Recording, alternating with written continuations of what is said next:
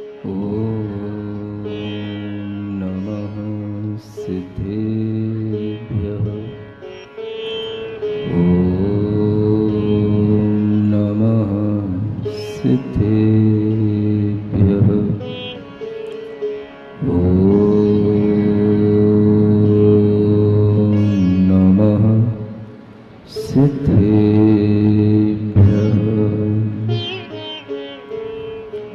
जयतस्तव पार्श्वस्य श्रीमद्भरतः पदद्वयम् क्षयं दुस्तरपापस्य शमं कर्तुं ददच्ययम्।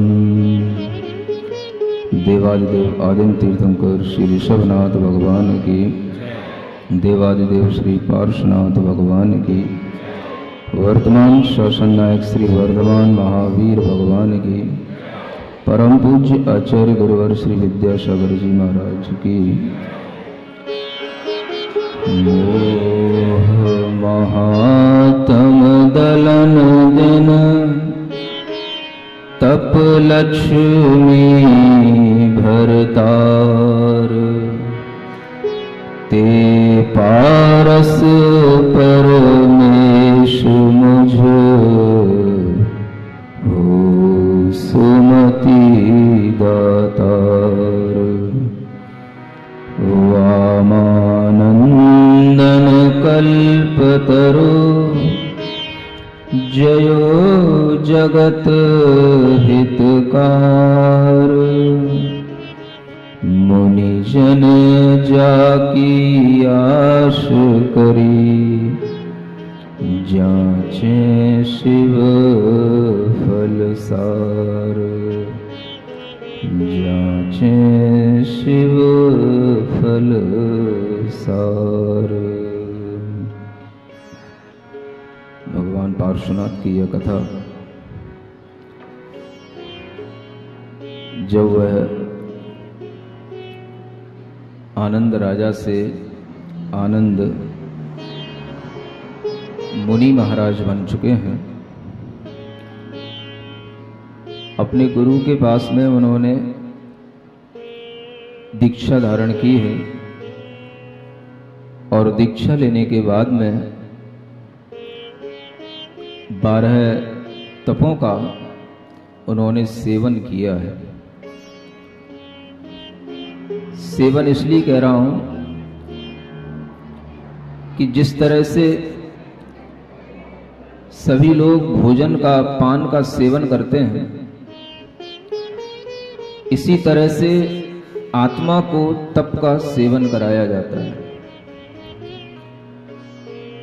आत्मा की लक्ष्मी को प्राप्त करने के लिए, आत्मा के वैभव को प्राप्त करने के लिए इस तप के वैभव को, तप की लक्ष्मी का सेवन कराया जाता है और इसी सेवन से आत्मा के गुणों का निखार होता है। मंगलाचरण में आप लोग पढ़ रहे हैं, मोह महातम दलन दिन तप लक्ष्मी भरतार। तप रूपी लक्ष्मी के भरतार हैं, स्वामी हैं, और यह तप भी एक लक्ष्मी है, ये भी एक वैभव है।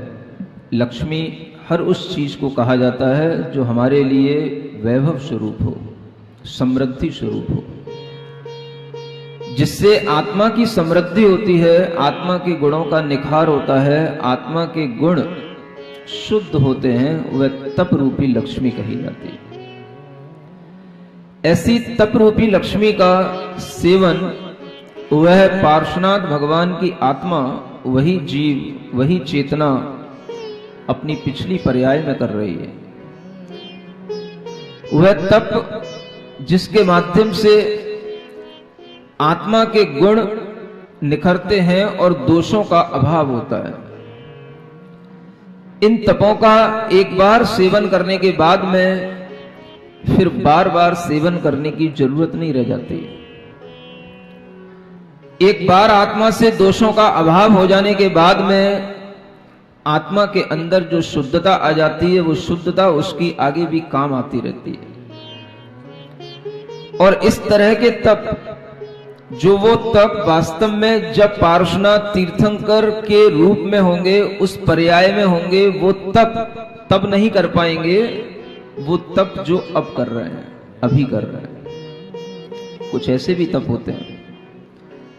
कल आपने सुना था कि कुछ बाहरी तप हैं और कुछ भीतरी तप हैं। बाहरी तपों में आपने जितने भी तप सुने थे, देखे थे, उन सब में हमारा शरीर तपता है, शरीर में सहनशीलता आती है। और कल आपसे कहा भी था कि अपनी फिजिकल बॉडी को अगर आप सहनशील बनाना चाहते हैं तो आप तप करना शुरू करें, तपना शुरू करें। तप के बिना इस शरीर रूपी माटी की कोई भी उपयोगिता नहीं है। और तप के माध्यम से ही यह शरीर जब तपता है तो बड़े बड़े जो इस शरीर के अंदर रोग होते हैं, अशुद्धियां होती हैं, उनका भी निष्कासन होता है। और कल आपसे यह भी कहा था कि कैंसर जैसे बड़े बड़े रोग जो दुनिया में बड़े बड़े डॉक्टर या किसी भी तरीके की आज की कोई भी एलोपैथी पद्धति, जब कैंसर एक अपनी लास्ट स्टेज पर होता है तो उसकी कोई क्योर करने की कोई भी तरीके की मेडिसिन आज भी किसी एलोपैथी ने या किसी भी तरह की थेरेपी ने कोई भी शोध नहीं कर पाई, निकाल नहीं पाई। और उसके रिजल्ट आते हैं। ये बात अनेक जगह सिखाई जाती है, पढ़ाई जाती है, रिसर्च पेपर में आ रही है। अगर आपके दिमाग खुले हुए हों तो आप अपने मोबाइलों पर भी इस तरह की इंफॉर्मेशन देख सकते हैं। जो कैंसर के पेशेंट बिल्कुल लास्ट स्टेज में होते हैं, उन्हें डॉक्टरों ने कुछ इस तरीके का ट्रीटमेंट दिया कि वो ट्रीटमेंट बिल्कुल फास्ट ट्रीटमेंट ही कहलाता है। आपके उपवास के साथ जुड़ा हुआ ट्रीटमेंट होता है। और वह ट्रीटमेंट जो दिया जाता है उसमें शरीर को भूखा रखा जाता है लेकिन दिमाग को भरा रखा जाता है।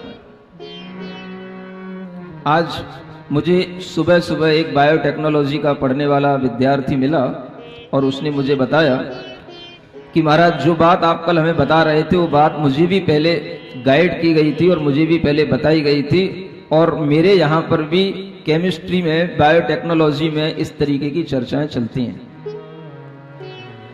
और इस तरीके के रिसर्च हो रहे हैं। डॉक्टरों ने इस तरीके के रिसर्च किए हैं। एक व्यक्ति ने, जिसकी वाइफ का कैंसर बिल्कुल लास्ट स्टेज पर था, उसने इसी तरीके से क्योर किया है, ओनली ड्यू टू उपवास, फास्ट, केवल उपवास के कारण से। आज हम समझने की कोशिश करते हैं। जो मुझे आज उस बेटे ने सुबह सुबह बताया कि डॉक्टर कुछ और टेक्निक अपनाते हैं, तो मुझे भी वो टेक्निक अच्छी लगी और उसका भी प्रयोग करना या समझना जरूरी समझा मैंने। डॉक्टर क्या करते हैं कि आदमी के अंदर एक दिमाग जब तक उसका चलता है, जब तक उसका मस्तिष्क काम करता है, जब तक उसका ज्ञान या संवेदनाएं काम करती हैं, तब तक व्यक्ति बड़े बड़े ऐसे डिसीजन नहीं ले सकता कि मैं उपवास कर सकूं। एक तो रोगों की हालत, कैंसर जैसे रोग, कौन कहेगा कि भाई इसको कुछ खिलाया पिलाया ना जाए। आदमी को वैसे ही लग रहा है कि तो वैसे ही मरने वाला है और कहीं खिलाएंगे पिलाएंगे नहीं तो और जल्दी निपट जाएगा। आदमी हिम्मत नहीं कर सकता। तब डॉक्टरों ने आपकी मेंटलिटी को देख करके, आपके ब्रेन के फंक्शन को देख करके, उन्होंने कुछ ऐसे इंजेक्शन, ऐसे केमिकल, ऐसी मेडिसिन उन्होंने बनाई, ऐसी चीजें बनाई कि वो मेडिसिन, वो इंजेक्शन आपके लिए दिए जाएंगे तो आपका ब्रेन तो बिल्कुल भरा रहेगा और ब्रेन में आपको लगेगा कि मैंने सारा खा लिया है, मैं बिल्कुल पुष्ट हूं, मुझे किसी भी तरीके की कोई कमजोरी नहीं है। लेकिन बॉडी आपकी बिल्कुल फास्ट पे रखी जाएगी, उपवास के साथ रखी जाएगी। ये एक अच्छा साइंस है, इसे हम समझ सकते हैं। It's a combination of outer austerities and internal austerities, जिससे हम बाहरी तप और अंतरंग तप कहते हैं। एक उसका कॉम्बिनेशन है। बाहरी तप का मतलब है कि हमने केवल अपने शरीर को तपाया, और अंतरंग तप का मतलब है कि हमने शरीर को तपाते हुए भी अपने मन मस्तिष्क को इतना भर करके रखा, इतना अपने आनंद में रखा कि हमें पता ही नहीं पड़ा कि हमने बाहरी तप करके कितनी बड़ी कर्म की निर्जरा कर ली, हमें उससे कोई खेद खिन्नता नहीं हुई। ये अनुभव जब आता है तब आप ये महसूस करेंगे कि बाहरी तपों का जितना महत्व है उतना ही अंतरंग तपों का भी महत्व है, क्योंकि बाहरी तप में तो हमने केवल शरीर को तपाया। अगर आपका माइंड कंट्रोल में नहीं है, अगर आप बाहरी तप करते हुए अपना दिमाग केवल इसी बात पर लगाए हुए हैं कि मैं आज उपवासा हूं, मैं आज उपासना हूं, मुझे आज कुछ खाने को नहीं मिला, मुझे आज कुछ खाने को नहीं मिला, आज मैंने भोजन छोड़ दिया, आज मुझे प्यास लग रही है, आज मैं पानी नहीं पीऊंगा, तो समझना कि ये उपवास आपका उस कैटेगरी का नहीं हुआ जिस कैटेगरी में पहुंचने के बाद में आचार्य कहते हैं एक उपवास से भी इतने असंख्यात बुरे कर्मों की निर्जरा होती है जो आप जीवन भर किसी भी तरह की धर्म साधना से नहीं कर सकते, वो एक उपवास से कर सकते हैं। आखिर हम अपने दिमाग को ले कहां जाएं? दिमाग तो शरीर के साथ ही है और शरीर के साथ ही काम करेगा और शरीर के साथ ही जुड़ा रहेगा और दिमाग को ये पता रहेगा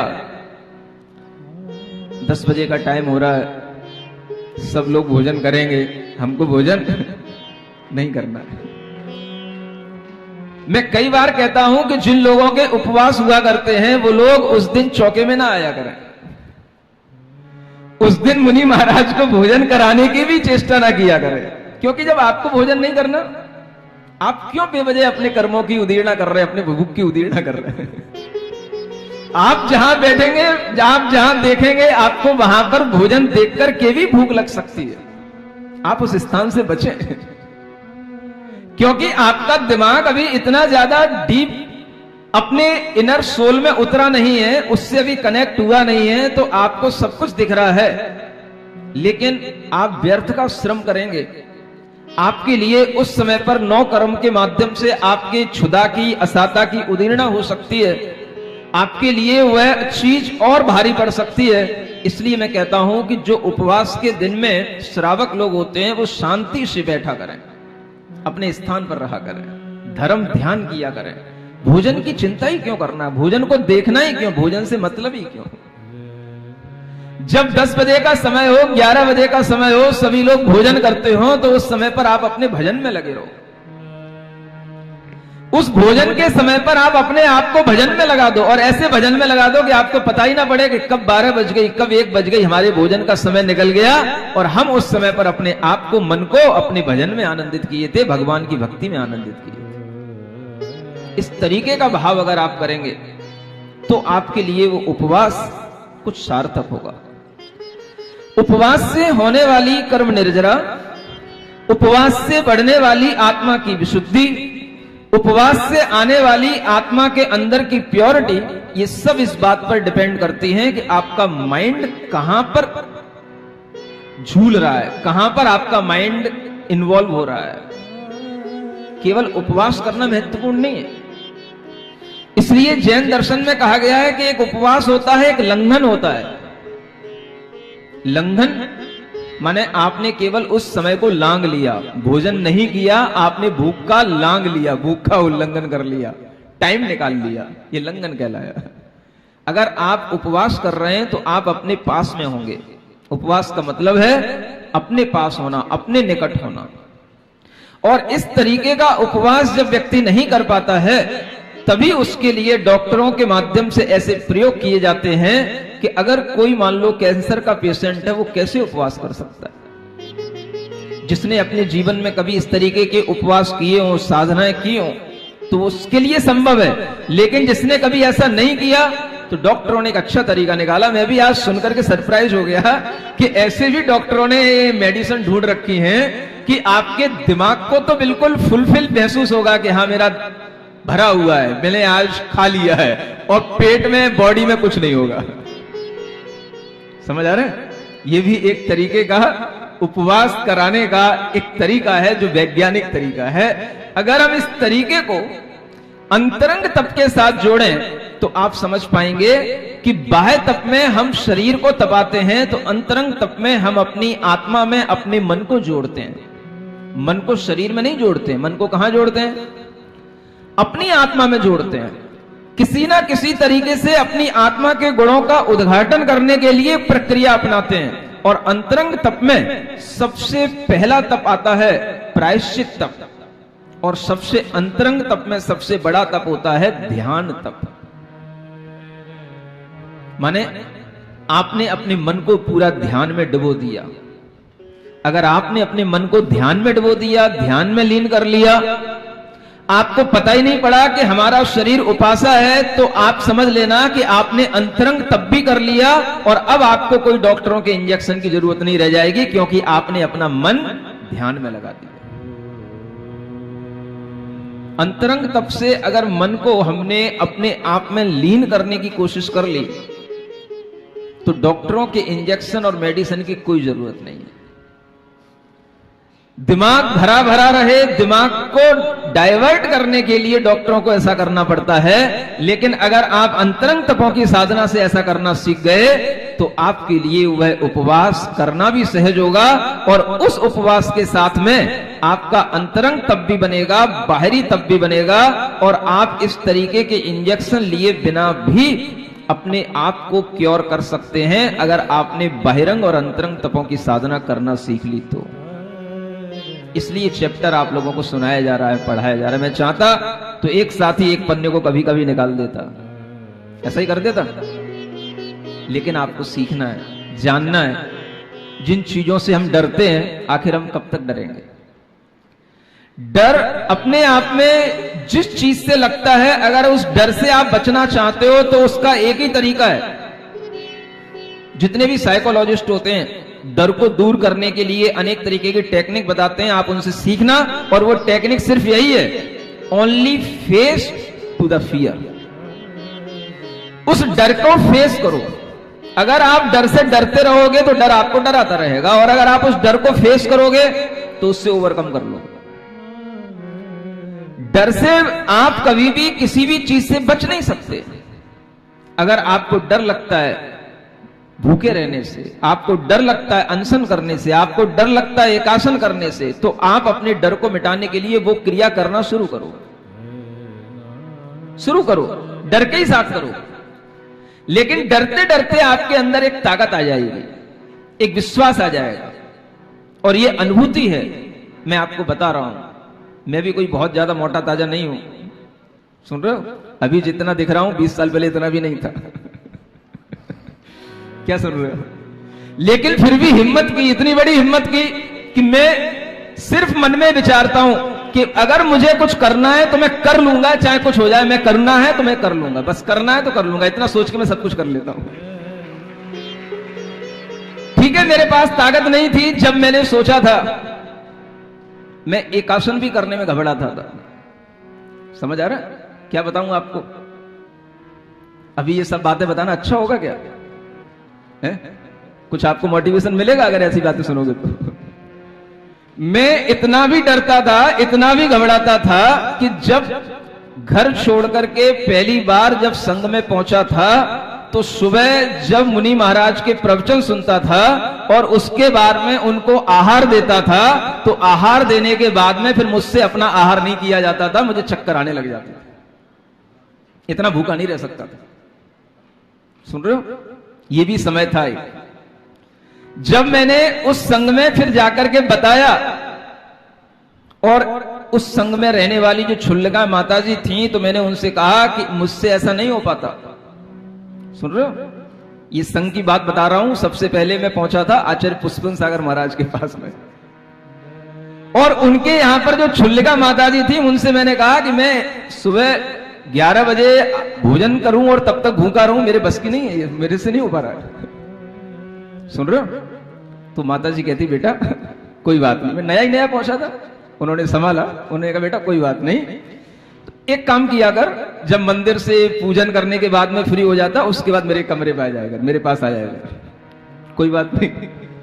पूजन करने के बाद में उनके पास पहुंच जाता था। छुल्लिका माताजी तो थी, थोड़ा अपने पास में रखती थी भी, कुछ सूखा मेवा, दूध। तो उन्होंने एक गिलास दूध पिला दिया, थोड़ा सा सूखा मेवा खिला दिया। बोले अब ठीक है? हाँ, बोले अब ठीक है। ये भी एक स्थिति होती है।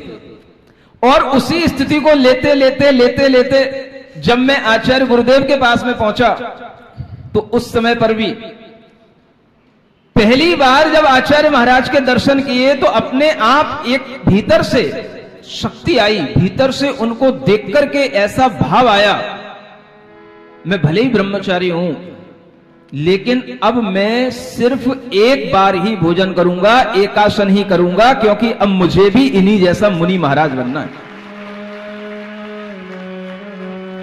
अब किसी ने नहीं समझाया कि बेटा एक आसन करना है, अब अपने आप गुरु महाराज के दर्शन मात्र से भाव आ गया।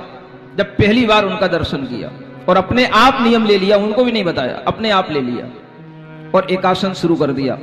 ब्रह्मचारी अवस्था से एकासन चलने लग गया।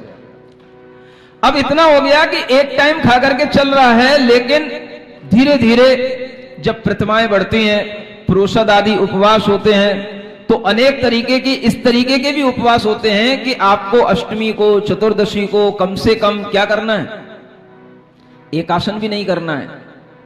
या तो उपवास करो या केवल दूध पानी से काम चलाओ।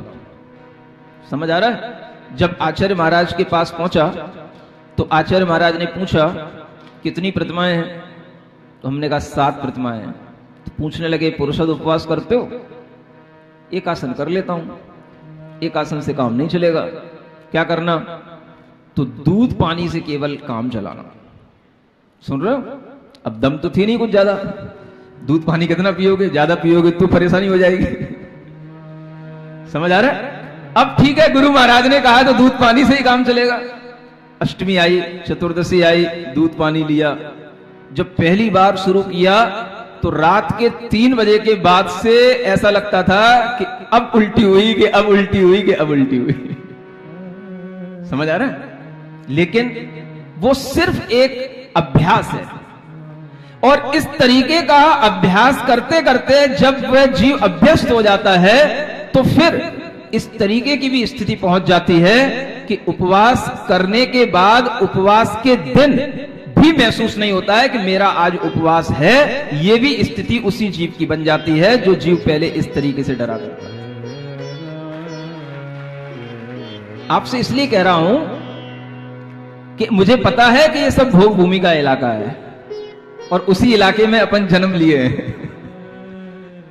आपको ये सब चीजें धीरे धीरे करके अपने अंदर ये साधना बनानी पड़ेगी, तो आप भी अपने आप में महसूस कर पाओगे कि हम भी ऐसा कर सकते हैं। सिर्फ आपको मन बनाना है, केवल ये दिमाग है, इसको बस कंट्रोल करना, कुछ नहीं करना है। कोई भी आदमी भूख से नहीं मरता, कभी भी आपने देखा होगा। जितना सबसे ज्यादा खा करके आदमी मरता है, भूख से कभी नहीं मरता, आप देख लेना। समझ आ रहा है? जितनी बीमारियां होती हैं खाने से होती हैं, भूखे रहने से कभी नहीं होती। लेकिन अति हर चीज की बुरी है, ये बात अलग है। लेकिन अगर आप बिल्कुल भी कुछ हिम्मत नहीं करते हैं तो आपको ये हिम्मत करना शुरू करना चाहिए, थोड़ा थोड़ा ये अभ्यास करना शुरू करना चाहिए। अगर आपके जीवन में किसी भी तरीके के रोग होते हैं तो उन रोगों का निष्कासन भी आचार्यों ने कहा है 15 दिन में। गृहस्थों को तो और ज्यादा ये सोचना चाहिए, मुनि महाराज के लिए इतना जरूरी नहीं क्योंकि वो तो एक ही बार भोजन करते हैं, लेकिन गृहस्थों को तो दिन में 3 बार खाते हो, सब तरीके का खाते हो, सब कुछ खाते हो। समझ आ रहा है? एक दिन तो खाली रखो मशीन को। आपकी कोई भी फैक्ट्री होती है, कोई भी आपकी गाड़ी होती है, उसकी भी आखिर आप महीने में 2 महीने में सर्विस कराने ले जाते हो, उसको क्यों नहीं ले जाते? समझ आ रहा है? लेकिन ये फैक्ट्री में ये चलने वाली मशीन, ना ये फैक्ट्री का प्रोडक्शन कभी बंद होता है, ना ये मशीन कभी बंद होती है। कभी ना कभी इसकी भी सर्विसिंग किया करो, और इसकी सर्विसिंग करने का तरीका यही है जो यहां बताया जा रहा है। लेकिन उसमें अपना दिमाग इस तरीके से नहीं जोड़ना चाहिए कि हम उसी में अपना ख्याल रखें कि आज मैंने भोजन नहीं किया, आज मैंने ये नहीं किया, आज मुझे बिल्कुल ढीला लग रहा है, आज ऐसा हो रहा है। आप अपने मन को लगाओ, कहीं ना कहीं डाइवर्ट कर दो। और अब तो आपके पास में एक बहुत अच्छा तरीका है, आप आंख बंद करके बैठ जाओ और ओम अरम नमः, ओम अरम नमः, ओम अरम नमः करते रहो। आप देखो कि ओम अरम नमः की शक्ति आपके अंदर से काम करने लग जाएगी, आपकी भूख की वेदना को दूर कर देगी। कोशिश तो करो, कुछ तो ट्राई करो। ये जीवन में अपने को इसी मनुष्य जीवन में ही करने को मिलेगा, बाद में कुछ नहीं मिलेगा। देवता कुछ नहीं कर सकते, नारकी कुछ नहीं कर सकते, पशु भी कुछ नहीं कर सकते। कौन कर सकता? तो ये साधना, ये तप कौन कर सकता? मनुष्य कर सकता। इसलिए मनुष्य को अपनी शक्ति के अनुसार करना चाहिए।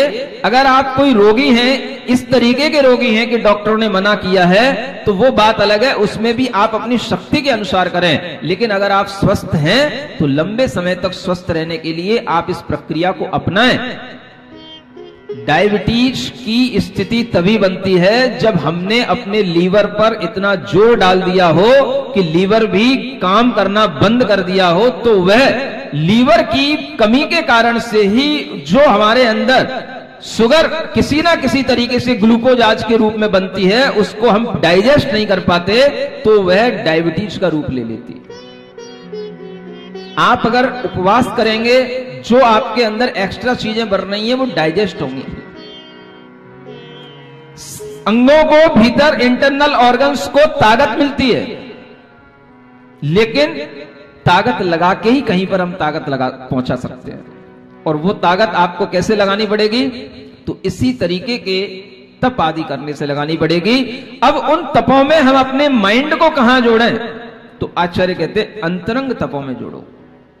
अगर आप अंतरंग तपों में जोड़ लोगे तो उस दिमाग के लिए फिर आपको जरूरत नहीं पड़ेगी कि आपके लिए कभी ऐसे इंजेक्शन लगाने पड़े कि आपका दिमाग तो भरा भरा महसूस करे और पेट खाली रहे। समझ आ रहा है? ये किसको नहीं करना पड़ेगा? जिसके लिए अंतरंग तप करने का अभ्यास होगा। तो आज हम सीखते हैं कि ये अंतरंग तप भी 6 प्रकार के होते हैं, और इन 6 प्रकार के तपों का यहां पर लाइनों में वर्णन किया गया है। मंगल भवन अमंगल हारी, पारसनाथ जगत हितकारी, सुख संपत सब ही घर आवे, पारस कथा भविक जन गावे, जो प्रमाद वश लागे दोष, सोधे ताहि छोड़ी छोरोस, आचार वाणी अनुसार, यही प्रथम वांछित तपसार।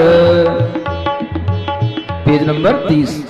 जे गुण जेठे साधु महंत, दर्शन ज्ञानी चारितवंत, तिनकी विनय करो मन लाय, विनय नाम तप सो सुखदाय, रागादिक पीड़ित अवलोय, बाल विरध मुनिवर जो होय, सेव करे निज संयम राखी, सोवैया व्रत आगम साखी, शक्ति समान सकल गुण ठाठ, करे साधु परमागम पाठ, परमोधम तप सो सुझाए, जासो सब संशय मिट जाए, निज शरीर ममता परिहरे,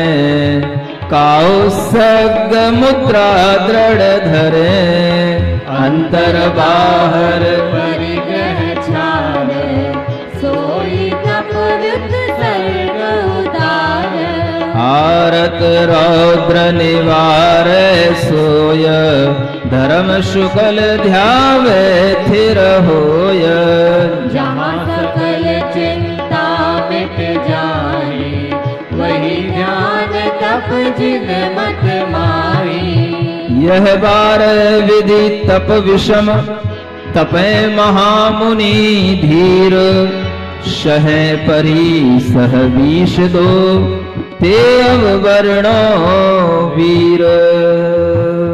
बोलो पार्श्वनाथ भगवान की। देखो ऐसे बनते हैं भगवान। तप रूपी है लक्ष्मी जो अपने जीवन में वो धारण कर रहे हैं, ये आगे इस तरह से काम आएगी कि जो अंतरंग तप आज कर रहे हैं, उन अंतरंग तप में सबसे पहला तप है प्रायश्चित तप। प्रमाद के कारण से, अज्ञान के कारण से अगर अपने अंदर कोई भी मन वचन काया से दोष लग जाते हैं, तो उन दोषों को स्वयं में भी मिथ्या कह करके उनकी आलोचना करके उन दोषों को दूर करना, और अगर वो दोष बड़े हों, भारी दोष हों, दूसरों को देखने में आए हों, दूसरों ने उनको गलत समझा हो, तो फिर उन दूसरों के सामने भी प्रायश्चित लेना, गुरु को बताना, और जिनके समक्ष वह पाप हुआ है उन्हीं के समक्ष अपनी गलती को स्वीकार करना, ये सबसे पहला अंतरंग तप है। आप अपने मन को मरोड़ना चाहोगे, मन को अगर आप अपने कंट्रोल में लेना चाहोगे, तो सबसे पहले आपको प्रायश्चित सीखना पड़ेगा। प्रायश्चित, भीतर से पश्चाताप करना सीखो।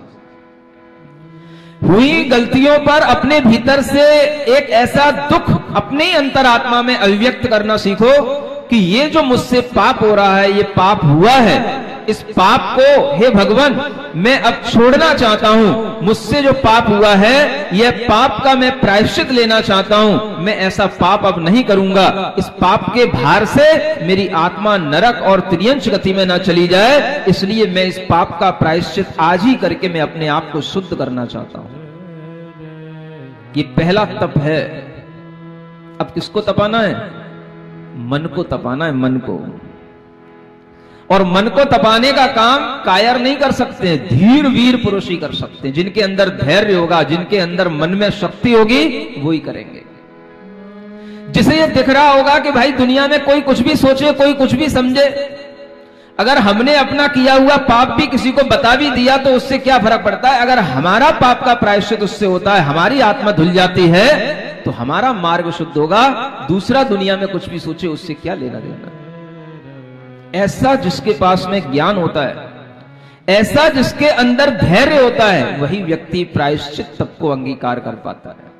सबको लगता है पाप तो कर लूं लेकिन कोई जान ना पाए, लेकिन पाप करने के बाद में वह अपने पाप का प्रायश्चित करे, खुद करे, गुरु से करे, तो वह प्रायश्चित नाम का अंतरंग तप कहलाता है। और यहीं से शुरुआत होती है मन को मरोड़ने की, मन को अपने आप में तपाने की, मन को अपनी आत्मा की शुद्धि के लिए तैयार करने की। पहला तप है। यहीं पे हार जाते हैं लोग। झूठ बोलना अपने स्वभाव में होता है, चोरी करना अपने स्वभाव में होता है, कुशील के भाव करना अपने स्वभाव में होता है, दूसरों के घर परिग्रह वैभव स्त्रियां देख करके ललचाना, ये सब अपने स्वभाव में होता है। कभी किसी को आता है कि मैं अपने मन में कितनी बार दूसरों के परिग्रह को देख करके ललचाता हूं, दूसरों के घर वैभव समृद्धि को देख करके विचार करता हूं कि ऐसा मेरे पास भी हो। नहीं भी हो पाता है तो किसी ना किसी तरह उसको अर्जित करने की सोचता हूं। कितनी बार दूसरी स्त्रियों को देख करके, दूसरे पुरुषों को देख करके मन में विचार आता है, इनसे बात करें, इनसे संयोग हो, इनका संपर्क हो। ये सब क्या है?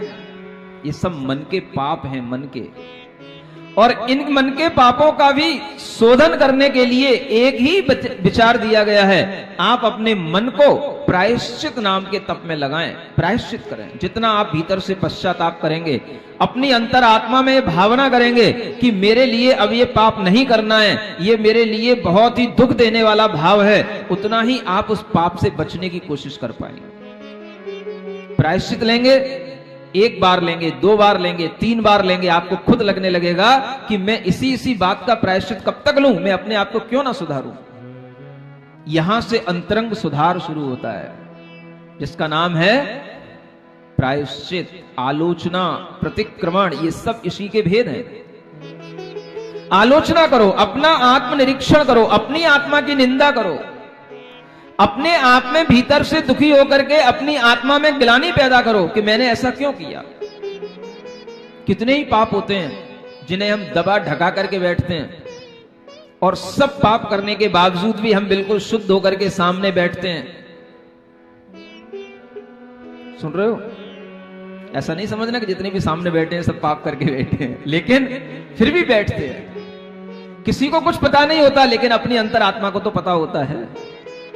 हम उन पापों का जब तक विचार करके उनका शोधन नहीं करेंगे, तब तक हमारी आत्मशुद्धि की प्रक्रिया शुरू नहीं हो सकती। तो अपने मन को लगाना, और जिसका मन आत्मशुद्धि की प्रक्रिया में लग जाएगा तो फिर वह शरीर के तप से डरेगा नहीं। शरीर नहीं तो पाप किया था, अब हम इस शरीर को ही सजा दें, अब हम इस शरीर को ही दंड दें,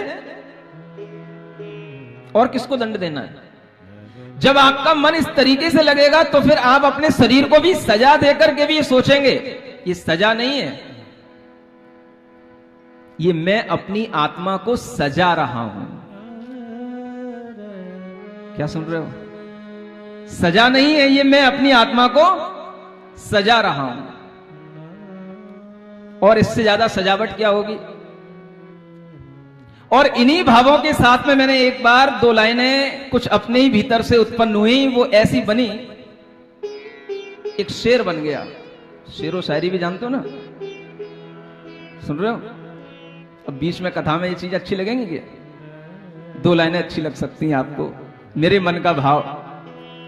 आखिर यही तो वो भाव हैं जो हमारे भीतर आते हैं और हमें ज्ञान देते हैं, अनुभूति देते हैं कि हम जिस शरीर को अगर सजा देना चाहते हैं तो हम तो सजा देते देते इतने सज गए कि लोग हमें कहने लग गए कि महाराज आप तो मोक्ष मार्ग के दूल्हा हो और आपके लिए तो शिव वधू इंतजार कर रही है, और रोजाना लोग उत्सव करते हैं, गाने गाते हैं, ऐसा लगता है कि जैसे रोजाना ही विवाह हो रहा है मेरा।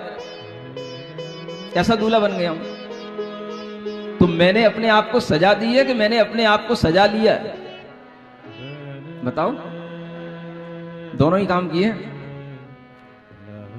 जिंदगी और तुझे कितनी सजा दें आखिर, जिंदगी और तुझे कितनी सजा दें आखिर, तुझको जिन रूप दे के हम यूं सजा बैठे हैं, तुझको जिन रूप दे के हम यूं सजा बैठे हैं। क्या समझ में आ रहा है? जिन रूप देकर के भी एक तो सजा भी दी है जिंदगी को, और एक जिंदगी को सजा देते देते हमने जिंदगी को सजा भी लिया है, डेकोरेट भी कर लिया है। अच्छा लग रहा है कि नहीं लग रहा है? जान पड़ जाए किसी मुर्दे में मेरी बावत, जान पड़ जाए किसी मुर्दे में मेरी बावत, हम इसलिए मरघटों पर बसे बैठे हैं, हम इसलिए मरघटों पर बसे बैठे हैं, जिंदगी और तुझे कितनी सजा दें आखिर। कहां बैठे हम? कहां बैठे हम? बोलो बोलो, कहां बैठे हैं? मरघटों पर। ये मरघटा है? भाव तो मेरा यही है कि मैं कहां बैठा हूं? मैं तो मरघट पर बैठा हूं, और मेरे सामने कितने कौन बैठे हैं? अभी समझ नहीं आई आपको सिर्फ। जान पड़ जाए किसी मुर्दे में मेरी बावत। अब आया समझ? धीरे धीरे करंट चलती है। जान पड़ जाए किसी मुर्दे में मेरी बावत, इसलिए मरघटों पर हम बसे बैठे हैं। अब आया समझ में? मरघटा ही है। वो क्या मरघटा है? वहां तो मरने के बाद आदमी पहुंचता है। बस वास्तव में जिंदा मुर्दे तो यहीं पे मिलते हैं, और इनमें जान डालने का काम करना पड़ता है। मरे हुए में क्या जान डालना? ऐसे मुर्दे जिनमें जान डल सके, उसके लिए हमने ये जिंदगी सजाई है, और वह जिंदगी सजा करके आपके सामने आज आई है।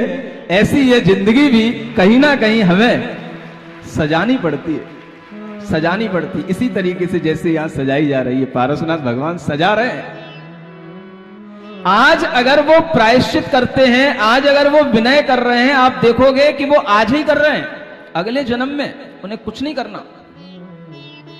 जब उनका वह तीर्थंकर के रूप में जन्म होगा तब ना वो कोई प्रायश्चित करेंगे ना कोई विनय करेंगे किसी की। फिर आप कहोगे महाराज ये कितने कैसे आदमी है, कैसे व्यक्ति हैं, किसी की विनय नहीं करते। यहां तक कि वो अगर घर में हैं, बालक के रूप में हैं, मुनि महाराज भी उनके सामने आ जाएंगे तो हाथ नहीं जोड़ेंगे वो। सुन रहे हो? कई बच्चों को अगर पता पड़ जाए तो बच्चे प्रश्न करने लग जाएंगे। बड़ों को भी समझ में नहीं आएगा तो वो भी प्रश्न करेंगे कि भगवान अभी भगवान बने नहीं है और उससे पहले ही कुछ नहीं करना। आगे की बात आगे बताता, लेकिन मैं पहले ही बता दे रहा हूं इस प्रसंग में कि वही पारसनाथ जो आज प्रायश्चित करेंगे, आज विनय करेंगे, वही जब वास्तव में तीर्थंकर बनेंगे तो ना तो जिनेंद्र भगवान की मूर्ति को नमस्कार करेंगे, ना किसी मुनि महाराज को नमस्कार करेंगे। वो केवल और केवल सिद्ध आत्माओं को नमस्कार करेंगे, इसके अलावा किसी की विनय नहीं करेंगे। लेकिन इसका मतलब यह नहीं कि उनके अंदर विनय नहीं है। विनय को तो वो अभी भर ले रहे हैं।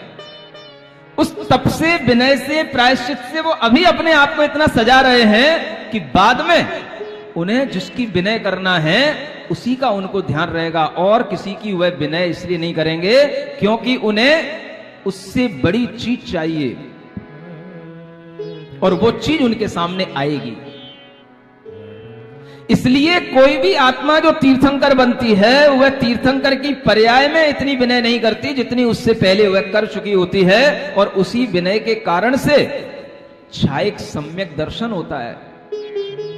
इन्हीं तपों के कारण से छायक सम्यक्त की प्राप्ति होती है। जो आत्मा के अंदर मोहनी कर्म होते हैं उनका क्षय हो जाता है, और ये क्षय होने के बाद वह विनय ऐसी बन जाती है कि वो हमेशा अंतरंग विनय उनकी बनी ही रहती है। तो उस समय प्रश्न मत करना कि अभी तो ये पारस कुमार हैं, अभी तो ये घर में रह रहे हैं और ये फिर भी मुनि महाराज की विनय नहीं कर रहे हैं। इसलिए पहले से कह दे रहा हूं, अपने आप को वो इतना प्रायश्चित विनय जे गुण जेठे साधु महंत, ऐसे साधु, ऐसे महान आत्माएं जो गुणों में जेठे, जेठे माने ज्येष्ठ हैं, जो गुणों में अपने से बड़े हैं, ऐसे दर्शन, ज्ञान और चारित्र को धारण करने वाले, तिनकी विनय करो मन लाए।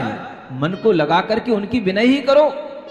अगर आपको घर बैठे बैठे ही कर्म निर्जरा करना है, घर बैठे ही बैठे अपने मन में अपनी आत्मा की शुद्धि करना है, तो बताओ आपको नहीं करते बनता है कोई बड़ा बड़ा उपवास, नहीं करते बनता है कोई ऊनोदर, नहीं करते बनता है कोई तप को, बाहरी तप को करना, तो आप अंतरंग तप को भी कर सकते हैं और बड़े बड़े कर्मों की निर्जरा कर सकते हैं। प्रायश्चित करने में क्या लगता है बताओ? नहीं महाराज, बड़ा परेशानी होती है। अपने मन के पाप किसी को बताना में बड़ा सोचना पड़ता है। कहीं कोई पोल खुल जाए और कोई कुछ कहेगा तो क्या कहेगा? समझ रहे हो? इसका मतलब ये होगा कि आपने अपने जीवन में किसी को गुरु नहीं बनाया। इसका मतलब ये होगा कि आपको अपने गुरु पर विश्वास नहीं। जो व्यक्ति ऐसा सोचता है उसने अभी गुरु की महिमा को जाना ही नहीं। लेकिन जिसने अपने जीवन में गुरु बनाया होता है उसे पता होता है कि हमारा गुरु मेरी बात को कभी किसी दूसरे से नहीं कहेगा, मेरी बात केवल गुरु के ही पास रहेगी, इसलिए उसे गुरु से कोई भी बात कहने में कभी भी झिझक नहीं होती। सुन रहे हो? ये गुरु की महिमा होती है। और ऐसे गुरु की अगर आपको विनय भी अपने मन से करना है तो आप घर बैठे कभी भी कहीं से भी कर सकते हो। उनके सम्यक दर्शन, उनके ज्ञान की, उनके चारित्र की अगर आप भीतर ही भीतर ये भावना करते हो कि ऐसा ज्ञान, ऐसा चारित्र, ऐसा सम्यक दर्शन हमको भी प्राप्त हो, तो मैं आपको प्रत्यक्ष से, परोक्ष से, दूर से भी, मन से, वचन से, काय से प्रणाम करता हूं, नमस्कार करता हूं। तो ये विनय करके आप उसी समय पर अपनी आत्मा को शुद्ध कर सकते हो, मन को मरोड़ सकते हो। मन को मरोड़ने से ही थोड़ा सा तप होएगा। मन तो अहंकार करना चाहता है, हम क्या किसी से कम है? क्या सुन रहे हो? यहाँ ऐसे ही बोलता है आदमी। यहाँ का आदमी तो और ऐसे ही बोलता है। आगरा का आदमी तो है? क्या बोलते? मैं काऊ से कम होगा? तो जब ऐसे बोलोगे तो फिर कैसे विनय होगी? जब आदमी के अंदर से अहंकार निकलेगा तभी तो ये भाव आएगा कि नहीं, अपने से गुणों में बड़े हैं, उनकी विनय करना है, अपने अहंकार को कम करना है, तो उनके चरणों में झुकने में हमें कोई भी कष्ट और शर्म नहीं आनी चाहिए। क्या सुन रहे हो? आती तो होगी कभी ना कभी, कष्ट तो होता होगा, नहीं होता? होता होगा। विनय करने में भी कष्ट होता है तो समझना कि हमारा अहम अभी हमको झुकने नहीं दे रहा है, हमको भीतर से अभी मजबूत नहीं होने दे रहा है। और ये सब चीजें हमारे ब्रेन को, हमारे माइंड को मजबूत बनाने वाली चीजें हैं। अंतरंग तपों से हमारी मन साधना बनती है, मानसिकताएं स्ट्रांग बनती हैं। झुकने वाला आदमी कमजोर नहीं होता है, झुकने वाला आदमी बहुत वीर होता है, मजबूत होता है, तब वो झुकता है। प्रायश्चित, विनय और इसी तरीके की वैया वृत्ति माने सेवा करना। कैसे जनों की सेवा करना? कोई रोग आदि से पीड़ित हैं, कोई व्याधियां हो गई हैं, तरह तरह से शरीर जीर्ण शीर्ण हो गया है, शरीर में किसी भी तरीके का कोई भी देख करके कुछ भी प्रसन्नता नहीं आती है, शरीर को देख करके गिलानी आ रही है, तो भी उनसे दूर नहीं भागना, उनकी ये सोच करके सेवा करना कि देखो इनका शरीर ही जीर्ण शीर्ण है, लेकिन इनकी आत्मा तो बहुत चोखी है, और इनकी आत्मा में सम्यक दर्शन ज्ञान चारित्र का जो परिणाम है, इसी कारण से ये हमारे लिए पूज्य है, हमें इनकी सेवा करके ही अपने अंदर कुछ फल मिलेगा। ऐसा विचार, ऐसी सेवा का नाम कहलाता है वैया वृत्ति। ये भी तप होता है जो भी मन मार के किया जाता है। मन कभी नहीं चाहता ऐसा कुछ करना, किसी की सेवा करना, किसी की टहल करना, किसी के लिए कोई भी हम आपत्ति से बचाने के लिए आगे आए, हम अपना समय लगाएं, अपनी ऊर्जा लगाएं, ऐसा कभी मन नहीं कहता। ठीक है, ज्यादा पढ़ लिख गए होगे तो सोचोगे भाई उनके कर्म का फल होगा, वो भुगत लेंगे, हमें क्या करना है। क्या सुन रहे हो? आज बच्चों को पढ़ाया था, दुख मिलता है तो किससे मिलता है? असाता वेदनी कर्म के उदय से दुख मिलता है। सुन रहे हो? तो ये मतलब नहीं है कि उनको असाता वेदनी के उदय से दुख मिल रहा है तो उनका दुख वही भोगे। हम किसी के दुख को दूर करने के लिए भी भावना कर सकते हैं, और इसी वैया वृत्ति तप के माध्यम से ऐसे शरीर मिलते हैं कि जो अगले जन्म में कभी भी रोग को प्राप्त ना हो, पूरा जीवन बिल्कुल निरोग और स्वस्थ रहेगा, तो इसी वैया वृत्ति तप के फल से रहेगा। भीम नाम सुना? वही महाभारत का भीम है ना? हाँ, ऐसी भीम जैसी शक्ति, अर्जुन जैसी शक्ति किससे मिलती है? उनके जीवन को पढ़ना। पूर्व जन्म में भीम ने इसी तरीके के वैया वृत्ति, सेवा आदि तप किए थे मुनि महाराजों के, उससे ऐसा शरीर मिलता है कि उन्हें अर्जुन की तरह धनुष बाण भी अपने साथ में नहीं रखना पड़ता है। कुछ नहीं है हाथ में, जब आएगा सामने देख लूंगा। क्या कर लेगा भाई? आएगा तो आने तो सामने, और जब सामने आता है कोई तो उसे देखता है, कहां है? अरे भाई कोई ना कोई भवन तो कहीं ना कहीं होगा, और भवन जहां होगा वहां कोई खंबा तो होगा, वो उसी खंबे को उखाड़ लेता है। जिस बीम पे वो भवन टिका होता है वो उस भवन के ही हिला देता, पूरी वो उस बीम को ही उखाड़ने की क्षमता रखता है। कौन? देखी नहीं महाभारत? क्या समझ में आ रहा है? अगर भवन में नहीं होगा तो वन में मिलेगा, जंगल में मिलेगा, जब सामने आएगा तो निपट लूंगा। समझ आ रहा है? जंगल में क्या मिलेगा? कुछ तो मिलेगा, पेड़ होंगे, कुछ होगा, झाड़ी झंकार होंगे, वही उखाड़ करके धम धम करेगा। ऐसी ताकत कहां से आती है? सेवा करने से, वैया वृत्ति करने से। जो सम्यक दर्शन ज्ञान चारित्र को धारण किए हैं उनकी सेवा वैया वृत्ति करने से ऐसी ताकत आती है। समझ आ रहा है? पूरा शरीर निरोग रहे, जीवन भर रहे। आज देखो आप, मैं कई बच्चों को देखता हूं, अभी कोई एक 2 साल का बच्चा आया, 600 इंजेक्शन लग चुके, उसके पिताजी मुझे बता रहे थे। 600 इंजेक्शन। सोच करके सोचता हूं कि उस बच्चे की हालत देखो क्या हो रही है, अभी 2 साल का नहीं हो पाया। समझ आ रहा है? इतना जन्म से रोगी जीव, आप समझो ये किसके फल? तो हम जो पूर्व जन्म में कुछ पुण्य नहीं किए, कोई इस तरीके के तप आदि करने वालों की सेवा नहीं किए, तो हमारे लिए इस तरीके के रोगी शरीर मिलते हैं। जन्म केवल यही नहीं है, आगे और भी बहुत बड़ी जिंदगी है। अनंत काल तक हमें जन्म मरण अगर करना है तो वह भी इसी तरीके से होता रहता है। इस सोच करके वह जीव क्या करता है, अंतरंग तप को अंगीकार करता है।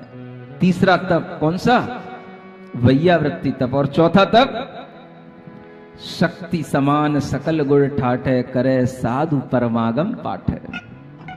ये स्वाध्याय नाम का तप होता है। स्वाध्याय का मतलब जो हमें सिद्धांत सूत्र परमागम के पाठ हैं उनका पाठ करना, केवल पाठ करना, केवल उनको पढ़ना, सीखना और धीरे धीरे उनके अर्थ तक भी पहुंचना, इस स्वाध्याय कहलाता है। सुन रहे हो? और ये स्वाध्याय नाम का भी एक तप है, क्योंकि इसको करने में भी आपको अपने मन को लगाना पड़ेगा। यूं यूं ऊपर ऊपर से पढ़ लोगे तो स्वाध्याय नहीं कहलाएगा। आप अगर उसका मर्म समझ करके पढ़ोगे तो वो स्वाध्याय कहलाएगा। मन लगा करके पढ़ोगे तो वो स्वाध्याय कहलाएगा। ये इसी के साथ में फिर एक तप आ जाता है, व्युत्सर्ग नाम का तप। और इस व्युत्सर्ग तप में क्या होता है, आप बिल्कुल कायोत्सर्ग की मुद्रा में खड़े हो जाएं, बैठ जाएं, अपने शरीर से अपना ममत्व छोड़ करके थोड़ी देर के लिए अपनी आत्मा में अपने मन को लगाने की कोशिश करें। इसे बोलते हैं कायोत्सर्ग। सीख रहे हो? सुन रहे हो कि नहीं सुन रहे हो? सुबह वाले लोग यहां कोई नहीं है क्या? बच्चे तो दिख रहे हैं, और बड़ों में हैं सुबह वाले भी? हाँ बैठे, पीछे बहुत सारे बैठे। आपको पता नहीं है कि आपको खेल खेल में कौन सा खेल सिखाया जा रहा है। हंसी हंसी में भी आपको आनंद देते हुए कौन सा आपको खेल सिखाया जा रहा है। आप देखो आज यहां क्या सीख रहे हो। आप सुबह अंतरंग तप सिखाए जा रहे हैं, कायोत्सर्ग करना सिखाया जा रहा है। आज आपको एक कायोत्सर्ग कराया गया था। 27 श्वासोच्छ्वास के साथ खड़े हो जाओ, जैसे जिनेंद्र भगवान की मूर्ति खड़ी रहती है और सब खड़े थे। सुन रहे हो? क्या कर रहे थे आप? कायोत्सर्ग कर रहे थे, अंतरंग तप कर रहे थे। और फिर वह अंतरंग तप करने के बाद आज आपको एक नियम दिया था कि आज जिनवाणी का एक पन्ना जरूर पढ़ना। ये कौन सा नियम है? ये स्वाध्याय है। आप समझ लो कि ये सारे के सारे अंतरंग से तपस्वी बनते चले जा रहे हैं सब। और तपस्या किसे कहते हैं? आपको पता ही नहीं कि आपको मैं कितनी तपस्या करा रहा हूं, सुबह सुबह से हो रही है, अपने आप हो रही है। समझ आ रहा है? ये अंतरंग तपस्या भी चल रही है और बहिरंग तपस्या भी चल रही है। कह देता हूं जिस दिन आज पिज्जा बर्गर नहीं खाना, आज मैगी नहीं खाना, तो बच्चे मान जाते हैं। आज नहीं खाएंगे तो नहीं खाएंगे। आज चाय नहीं पिएंगे तो एक दिन चाय नहीं पिए। यहां पर हाय तौबा हो गई, बोले चाय बना के रखी थी, पता ही नहीं था पहले से, आपको महाराज ने बताया ही नहीं था।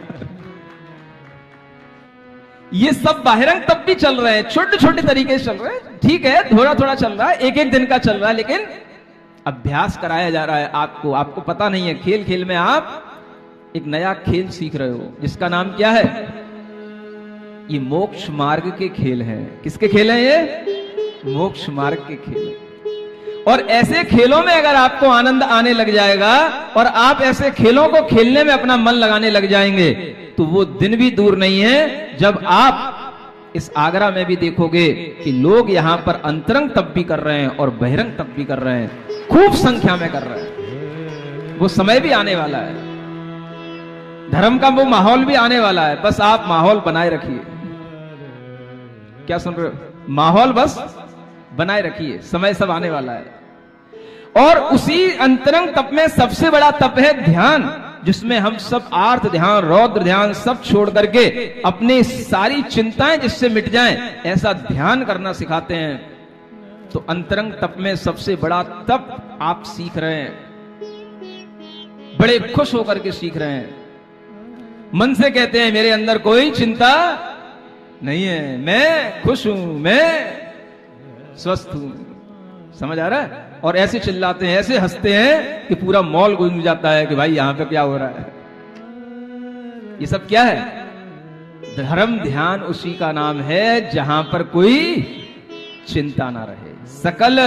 जहां सकल चिंता मिट जाए, वही ध्यान तप जिन मत मार। वही ध्यान कहा जाता है, जहां पे सब प्रकार की चिंता मिट जाए। भूल जाओ थोड़ी देर के लिए कि मैं आगरा में हूं, भूल जाओ थोड़ी देर के लिए कि मैं किसी नाई की मंडी से आया कि किसी बेलनगंज से आया कि किसी पत्थलगंज से आया, समझ आ रहा है? भूल जाओ थोड़ी देर के लिए। ये भूलने का नाम ही है चिंताओं को मिटा जाने का नाम। ऐसा अगर थोड़ी देर के लिए भी आप भूलने की कोशिश करते हैं तो ये आपका ध्यान चल रहा है। सुन रहे हो? लेकिन ये है उन्हीं लोगों के लिए जो अभी बढ़ रहे हैं, ओनली फॉर यूथ। समझ में आ रहा है? जो उनमें भी परसेंटेज उसी की ज्यादा रखना जो अभी विदाउट मैरिज है। क्या समझ में आ रहा है? मैरिज वालों को ज्यादा मत बुलाना अभी, क्योंकि उनके दिमाग कुछ अलग तरीके के हो जाते हैं, उनका ध्यान नहीं लगता है, उनका दिमाग कुछ अलग तरीके से चलता है। कोरी स्लेट पर अच्छा लिखा जा सकता है, भरी स्लेट पर क्या लिखा जाएगा? वो तो अपनी लिखी हुई स्लेट सामने आ जाती है। इसलिए मैं कहता हूं कि बच्चों को सामने लाओ। बच्चों को सुधारना चाहते हो तो आप बच्चों को सामने भेजो और ऐसी जगह पर भेजो। चलो कोई बात नहीं, आपके बच्चे मंदिर नहीं आते, मॉल में तो आते, मॉल में भेजो। कितना अच्छा लोकेशन मैंने ढूंढी है। पार्क में जाते, पार्क में भेजो। बताओ और कहां ले जाना है बच्चों को? ठीक है, मंदिर नहीं आते, अरे मंदिर वो आएंगे क्या? बच्चे अगर इस तरीके से करना सीख जाएंगे, इस तरीके से अरहम ध्यान योग करना सीख जाएंगे, वो एक दिन खुद मंदिर बन जाएंगे और खुद उनके लिए इस तरीके का भाव आएगा कि जब मैं ही भगवान बन सकता हूं तो फिर मुझे इधर उधर भटकने की जरूरत क्या है। ये सब होता है। अभी तो आपने केवल 12 तप सुने हैं। कितने? इसके आगे और भी कोर्स है, सुन रहे हो? ये तो अभी बीए हुई है, अभी पीजी का कोर्स बाकी है। सभी डिग्रियां लेना चाहोगे कि बस महाराज इतना ही ग्रेजुएशन बहुत है? पोस्ट ग्रेजुएशन करना चाहोगे कि नहीं चाहोगे? इससे भी बड़ा कोर्स एक और सामने आने वाला है। ये 12 की संख्या में है तो वो 22 की संख्या में है। कितनी? 22, जिसे बोलते 22 परिशः। क्या बोलते हैं? परिशय। परिशय का मतलब होता है सहन करना। तब तो अंगीकार इसलिए किया जाता है कि इससे हमारे अंदर एक सहन करने की शक्ति आ जाए, और फिर परिशय अपने मन से खुद ओढ़े जाते हैं, खुद अपने सामने कष्ट बुलाए जाते हैं और फिर उनमें सीना तान के खड़ा हुआ जाता है। देखते हैं क्या होता है। समझ आ रहा है? इसको बोलते परिशय को जीतना। परिशयों को सहन करके परिशय जय की जाती है। और ऐसी परिशय 1-2 नहीं होती हैं। कितनी होती हैं? 22। बड़े बड़े कष्ट, भारी कष्ट खुशी से अपने ऊपर लेते हैं और उनको सहन करके, उनको जीत करके हमेशा से उन विकारों से मुक्त होने की कोशिश करते हैं। ऐसे 22 परिशय भी आपके सामने आ रहे हैं। आप कहो तो मैं 10 मिनट में ही पूरा पढ़ दूं, और आप कहो तो बहुत अच्छे ढंग से आपको समझा करके, आपको आनंद दिला करके भी पढ़ाऊं। आप बता दो आपका मन क्या है, क्योंकि अब परसों 15 तारीख आने वाली है, मैं कुछ नहीं जानता। बोलो भाई, पीछे वाले, आगे वाले पंचों की मैं नहीं सुन रहा। ये पंच भी कुछ स्वार्थी हो सकते, मैं इनकी बात नहीं मान रहा, मैं पब्लिक की बात सुनना चाहता हूं। बोलाओ पीछे वालों, क्या चाह रहे हो? चलने दे पारस कथा, जब तक चले तब तक चलने दे, जब तक ये पारस पुराण पूर्ण ना हो तब तक चलने दे। कोई जल्दी नहीं, किसी को कहीं सम्य शिखर नहीं जाना।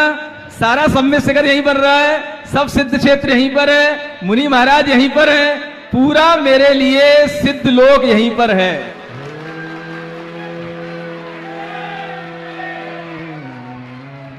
पक्का बना के रखना, आज प्रॉमिस कर लिया आप लोगों ने। एक भी अगर गड़बड़ हुआ, इधर से कहीं गया तो मैं गारंटी नहीं लेता वापस लौट के आए आगरा में।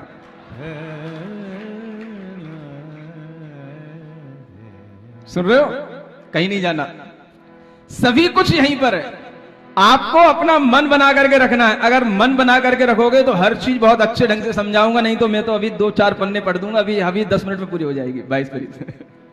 समझ आ रहा है? आनंद लो, जीवन का आनंद लेना सीखो। भाग दौड़ में कभी आनंद नहीं आता। भाग दौड़ के तो हमने अपनी खूब जिंदगी निकाली है। अब हम जिंदगी में थोड़ी सी स्थिरता चाहेंगे तो थोड़ा सा धर्म ध्यान थिर होकर के ही होता है। क्या लिखा है? धर्म शुक्ल ध्यावे थिर होए। थिर माने अगर आप धर्म ध्यान करोगे तो स्थिर होना पड़ेगा आपको। है ना।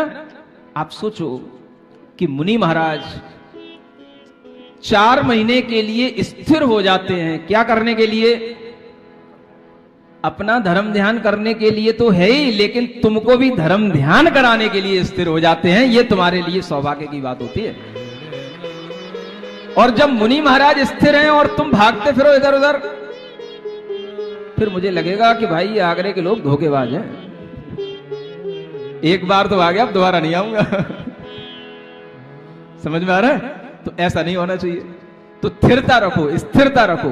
क्या स्थिरता रखो? कि मैं धर्म ध्यान स्थिर होकर के करूंगा, कर रहा हूं। देखिए आगे 22 परिचय के पहले नाम पढ़ते हैं और फिर उन 22 परिचय के ऊपर बहुत अच्छे अच्छे छंद लिखे हुए पंडित जी ने, उनको पढ़ करके इनका अर्थ समझेंगे धीरे धीरे। क्षुधा तृषा हिम उष्ण डंस मशक दुख भारी, निरावरण तन अरति खेद उपजावन हारी, चरिया आसन शयन दुष्ट वायक बद बंधन, याचे नहीं अलाव रोग तृण फरस निबंधन, मल जनित मान सनमान वश प्रजा और अज्ञान कर, दर्शन मलिन 22 सब साधु परीस है जान नर। सूत्र पाठ अनुसार ये कहे परीश है नाम, इनके दुख जे मुनिश हैं तिन प्रति सदा प्रणाम। ओम अरहम नमः, ओम अरहम नमः, ओम अरहम नमः, ओम अरहम नमः, ओम अरहम नमः, ओम अरहम नमः, ओम अरहम नमः, ओम अरहम नमः। यहां कहा जा रहा है सूत्र पाठ अनुसार ये कहे परिचय नाम। सूत्र पाठ का मतलब है तत्वार्थ सूत्र। कौन सा सूत्र? जिसके बारे में कल आपको बताया था। तत्वार्थ सूत्र में 22 परिचय लिखे गए हैं, है ना। किनको बताया था? सब बच्चों को बताया था। कल एक छोटी सी घटना भी बताई थी कि उस तत्वार्थ सूत्र को पढ़ कर के ही, सीख कर के ही ऐसा संस्कार पड़ा कि वह तत्वार्थ सूत्र आचार्य गुरु महाराज के समक्ष बिना देखे भी पढ़ने का कॉन्फिडेंस आया। यह भी संस्कार बच्चे को घर से ही मिलता है। यह घटना आप लोगों को नहीं सुनाई, बच्चों को सुनाई। बच्चों वाली बातें थी, बच्चों को सुनाई। सुन रहे हो? उन बच्चों से सुन लेना कि ऐसी कौन सी बात सुनाई महाराज ने। कभी मौका लगेगा तो सुनाने की कोशिश करूंगा। तो उन परिचयों को जो मुनि सहन करते हैं उनको मेरा प्रणाम है। और इस तरीके से परिचयों का वर्णन आगे आने वाला है। आप थोड़ा सा परिचय और बना करके रखें कि जब यहां पर जिनवाणी भक्ति होती है तब तक आप 5 मिनट और लगते हैं, उस तक और भी आप थोड़ा सा रुकने की कोशिश किया करें। एकदम से आप भागते हैं, ऐसा लगता है जैसे थिएटर हॉल से एकदम से पिक्चर छूटी हो। समझ आ रहा है? और आदमी ऐसे निकलता है बाहर, बिल्कुल जैसे थिएटर हॉल से बाहर निकल रहा हो। तो थोड़ा सा आप अपनी अंदर एक और थोड़ी सी सभ्यता बनाने की कोशिश करें कि आपने जो ज्ञान लिया है वो ज्ञान हमारे अंदर आएगा। अंतिम जिनवाणी तक आप रोकने की कोशिश करें। सभा में अच्छा लगेगा 5 मिनट के लिए। आज मैं जल्दी भी छोड़ रहा हूं, तो आप इस तरीके की बात को सुन करके जाएं। बोलो महावीर भगवान की